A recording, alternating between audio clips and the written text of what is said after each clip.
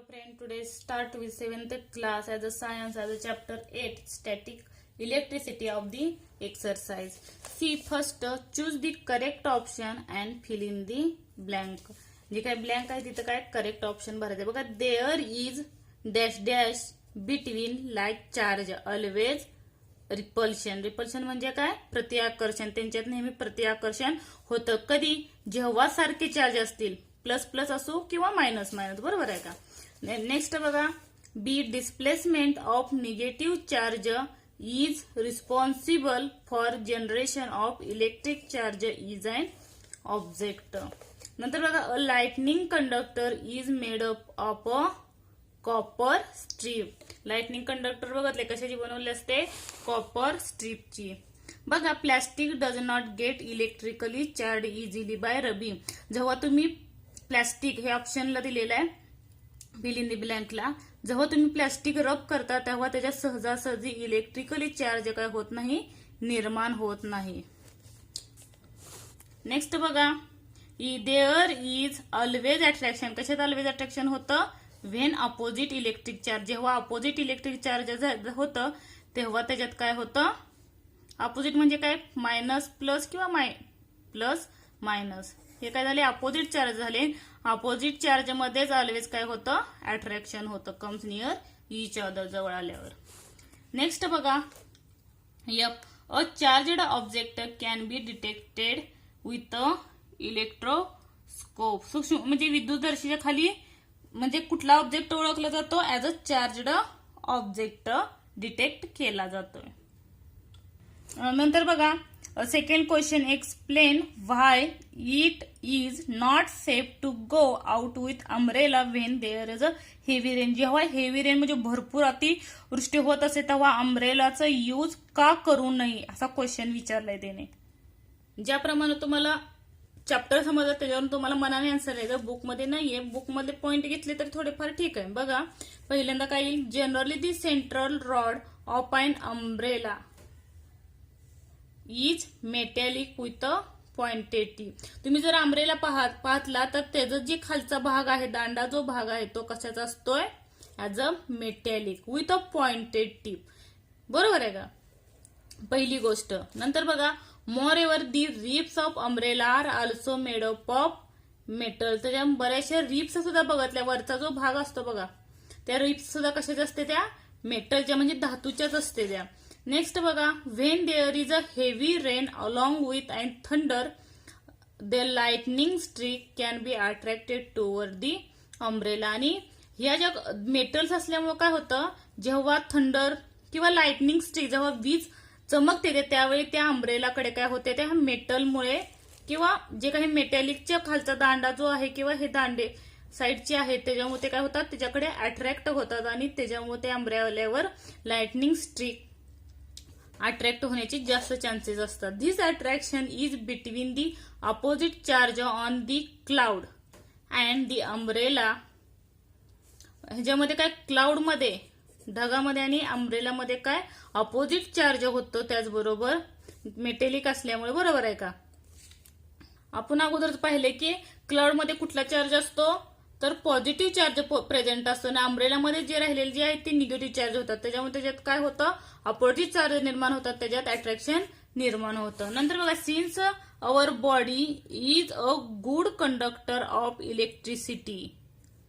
जी body आहे कशी आहे गुड कंडक्टर आहे म्हणजे त्याच्यातून विद्युत प्रवाह सहज वाहून नेला जातो मेटलमधून. आपल्याला माहिती आहे घरच्या ज्या तारा सुद्धा असतात त्याच्यातून सुद्धा काय वीज वाहून नेली जाते बिकॉज ऑफ दी मेटल्स.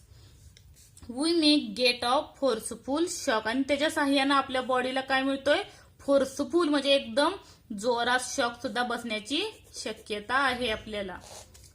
त्याच्यातून विद्युत प्रवाह वाहल्यामध्ये जो काही अम्ब्रेलाचा जो काही रॉड आहे त्याच्यामधून. This can be lethal to in order to avoid such a झोराइड it is not safe to go out. म्हणूनच आपल्याला काय सांगितलंय नॉट सेफ काय सेफ नाही go out to umbrella when there is a heavy rain. म्हणून जास्त जेव्हा पाऊस पडत असतो तेव्हा अम्ब्रेला नेणं आपल्यासाठी काय नाही सेफ नाही चांगलं नाही. थर्ड क्वेश्चन बघा आन्सर इन युअर ऑनवर्ड. हे जी बरीचशी बुकमध्ये आन्सर आहेत बघा. फर्स्ट काय विचारलं, how will you protect your same from lightning. जी काही वीज चमकते ते विजेपासून आपलं संरक्षण कसं करावं, आपण ज्या ठिकाणी आहे आपल्या घरात आहे. पहिला पॉइंट पार्ट 3 मध्ये पाहिला असेल बघा. The lightning conductor is a device used for protection for a lightning. Stick वापरले त्यांनी स्टिक वापरलं तरी चालेल, डायरेक्ट तुम्ही लाइटनिंग कंडक्टर लिहिलं तरी चालतं. कारण तडी रक्षक बसवलं तर आपण काय करू शकतो, आपलं लाइटनिंग पासून काय करू शकतो, प्रोटेक्शन करू शकतो. तुमच्या शब्दात कुठलाही शब्द लिहू शकता. लाइटनिंग कंडक्टर किंवा the lightning conductor is device used for the protection from a lightning. Next बघा. Next, how are charges generated. म्हणजे जे काही आपण प्रभार बघितले कुठले प्लस आणि मायनस, हे चार्जेस कसे जनरेट होतात बघा. हे सुद्धा आहे. When certain objects are rubbed against each other. बघा पार्ट फर्स्ट मध्ये शिकवलं झालंय मी, पार्ट फर्स्ट मध्ये झाले. When certain object are rubbed against each other. कोणतेही दोन ऑब्जेक्ट काय केले, एकमेकावर रब केले, घासले. The negative charge particle on an object go to the other object. म्हणजे जे काही निगेटिव्ह चार्ज ऑब्जेक्ट आहे, पार्टिकल्स आहे, ते दुसऱ्या ऑब्जेक्टवर जातात. नंतर similarly the object from which negatively charge particle go away becomes positively charge to the deficiency of the negatively charge particle.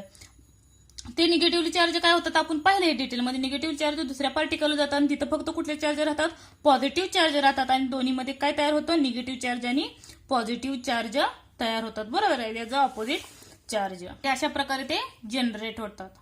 तिसऱ्यातला C बघा. In the lightning conductor what provide made from spreading on a electric into ground. मी फक्त point टाकले, ह्याचं सुद्धा answer book मध्ये आहे. Part 3 मध्ये झाले बघा शिकवून मी. तर मराठीत अर्थ समजून घ्या बघा. तडी रक्षकामध्ये वीज जी काही जमिनीत जाते, बरोबर, जमिनीत पसरण्यासाठी काय व्यवस्था केली पाहिजे किंवा केली असती, आपण पाहिलेलं आहे. बरोबर आहे का. शेवटचा पॉइंट बघा. इट कन्सिस्ट ऑफ, हा पहिला टाकला, it consist of a long copper strip with a one end फोर्कड.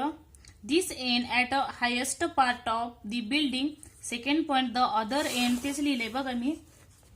The other end of the strip is connected to the plate of a cast iron. Third, a pit is dug in the ground. Coal and salt are filled into the pit. म्हणजे वरचं टोक जे आहे ते कशाचं बनवलेलं, कॉपरचं बनवलेलं बिल्डिंगच्या वरती. आणि ते काय केलंय, खाली एखादा खड्डा काढून त्यात कोल आणि साल्ट टाकलेलं पाहिले आपण डिटेलमध्ये. नंतर बघा. There is also provision for pouring water in to the. This helps. त्याची मदत कशासाठी होते, spread in the electric charge quickly the ground and prevent damage. ती घरावर जी काही पडायची वीज आहे ती कशात जाते, ग्राउंड मध्ये जाते. आणि जे काही डॅमेज व्हायचं आहे ते काय होतं, यापासून आपलं संरक्षण होतं. हे तर डिटेलमध्ये आपण पाहिलेलं आहे. नंतर डी बघा. Why do farmer stick on a iron staff in to the ground while working in the field in rainy condition. हे सुद्धा आन्सर त्याच्यातच आहे बघा. पावसाळी वातावरणात काम करताना जे काही काम करतात शेतकरी, ते उघडावर जी काही लोखंडी पहार का खेचून ठेवतात, लोखंडाची जी पहार आहे ती काय करतात, त्या ग्राउंड मध्ये खेचून का ठेवत असतील. तर बघा मी काही पॉइंट शोधून काढले बघा. The electric charge generated by friction. आपण बघतो जेव्हा घर्षण होतं तेव्हा काय तयार होतं, इलेक्ट्रिक चार्ज तयार होतं. बघा इथं राहिलेला answer point 2. Whenever an electric charge cloud places over the building, the electric charges flowing toward the building are conducted into the ground through the copper strip. त्याला कॉपरची स्ट्रीप असते कशाला,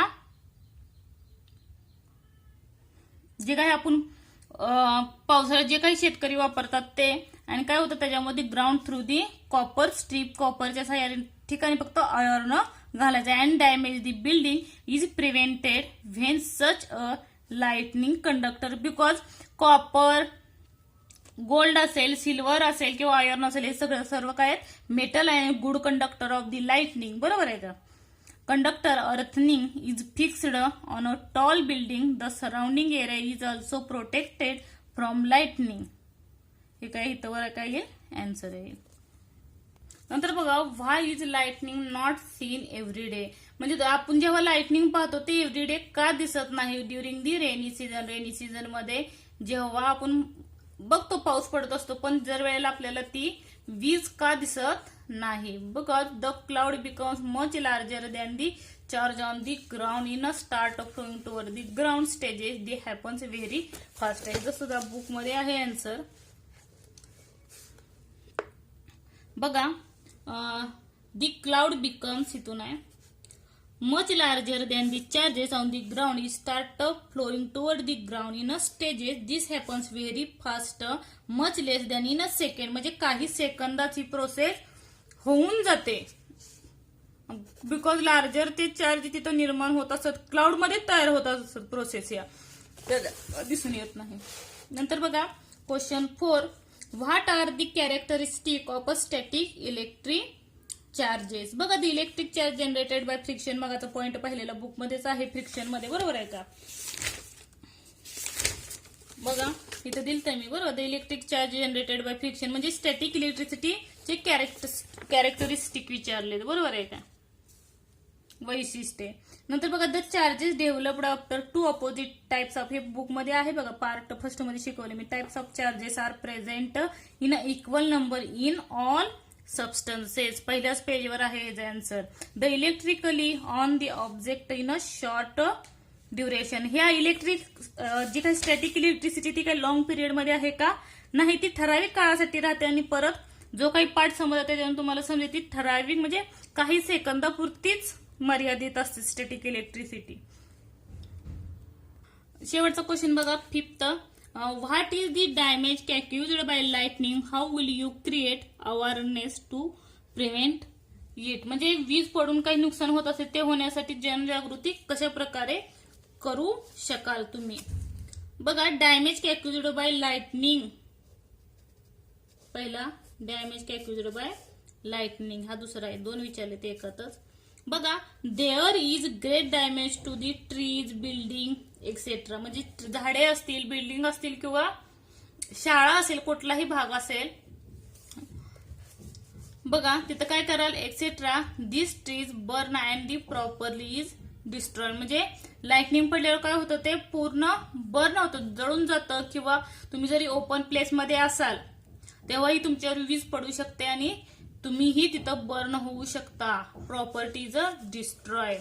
बघा, अवेअरनेस तुम्ही काय करू शकता, उपाययोजना. बघा, awareness to prevent damage. One should not move out the house.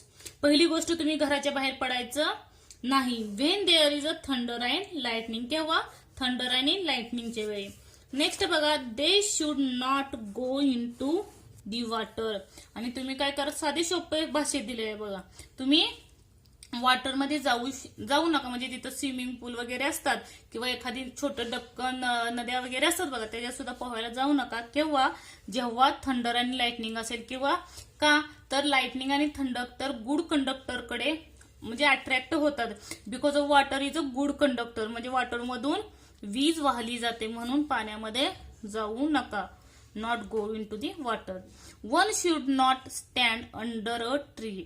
ट्रीच्या खाली थांबू नका खाली, कारण त्याच्यावर वीज पडली की ती डायरेक्ट आपल्याकडे अट्रॅक्ट होऊ शकते. Or go the open space and height. कुठं जावा, go the open space and हाईटच्या ठिकाणी जावा. The lightning conductor should be installed in a building. धन्यवाद. संपलेले प्रश्न उत्तर. नेक्स्ट टॉपिक 9th पाहू. व्हिडिओ आवडल्यास लाईक करा, सबस्क्राईब करा आणि कमेंट करा. थँक्यू.